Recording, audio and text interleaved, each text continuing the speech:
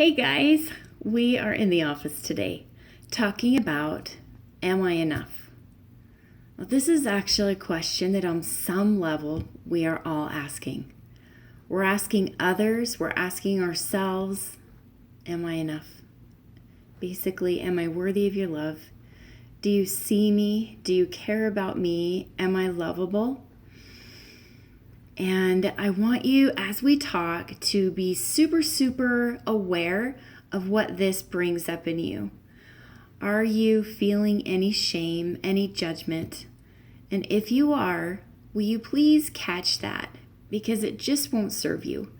What it does is it causes us to hide. Shame is notorious throughout the years of causing us to circle the wagons, to hide and try to get away from those uncomfortable thoughts, those uncomfortable feelings.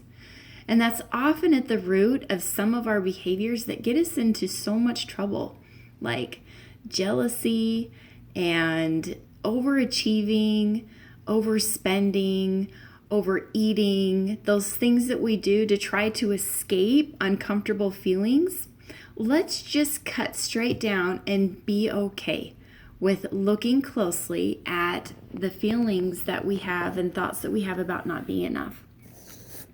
So let's backtrack just a little bit to the day we were born, how we were perfect, and we hadn't done a single thing. There were no achievements, no letters, no paychecks, nothing that we had to contribute yet to the world, and yet we were already valuable and completely 100% lovable. Now, the things that we do in life don't increase the value. It's about having a dollar bill. Doesn't matter what happens to it, it's still worth $1. That's value. And we get that mixed up with things like lovability, and we tie things in like how much do you make and how much do you love me and what grades can I get, what accomplishments can I do to make myself more valuable. And that's just not how it works when lovability is concerned. So, what can we do about it? Oftentimes, the things that we are looking for in others to give to us is what we need the most. These are the things that we can give ourselves. So if you're having trouble imagining what it could be like to accept yourself 100%, think about writing a letter to someone that you would love for them to know how important they are. And then read that letter to yourself. Because no one knows better than you do what you need to hear. And no one knows better than you do the struggle that goes on inside just to make it through a day sometimes. You are valuable. I want to share a story real quick if you don't mind. I used to work with young kids a lot, and there was one that would race to the door, and as soon as he would get there before anyone else, he would scream, "I beat you, I won, I'm the best, I'm better than you," and it caused a lot of trouble.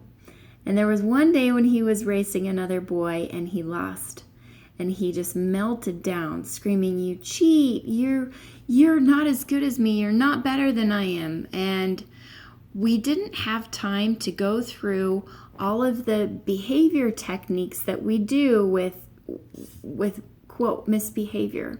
But what I did have time to say to him, I got down at his level and I said, "Hey, we need to talk later, but can I just tell you this right now?" And I looked in his eyes and I said, "You are enough. You're enough. Whether you win, whether you lose, whether you get an A, whether you get an F, I just want you to know that you're enough. And we'll talk later, okay?" And so we didn't have time to talk before the next recess. And sure enough, those two came racing again. And just as they got to the door, and this little boy was going to win this time, he stopped and he held the other one's hand and they walked through the door together. And he said, "We're both winners." I just want to point out that there were no techniques given, no behavior interventions. The only thing that changed was that he had an understanding about his value and that it wasn't based on something outside of himself.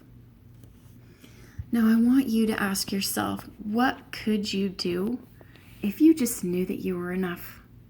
Just imagine that for just a second. If you believed that you were skinny enough, that you were plenty the way you were, your body doesn't have to change, your autoimmune disease doesn't have to change, nothing about you needs to change in order for you to be completely enough. Do you feel free? I do. When I hear that, I actually feel freer and lighter and more able to do the things that I really want to do because I love myself, not because I'm trying to hate myself forward. We often believe that we need to disapprove of where we're at in order to improve. It's okay to improve. It's okay to push yourself and to try to be more.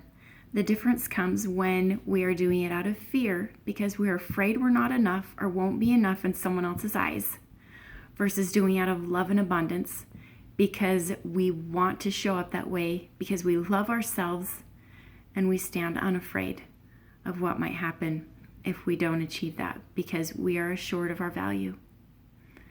So I want you to leave knowing that you are enough.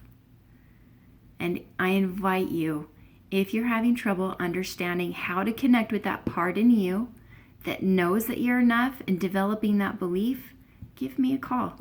It's what I do. I know that you're enough. And I can't wait to hear how you soar when you figure that out too. Okay, good luck.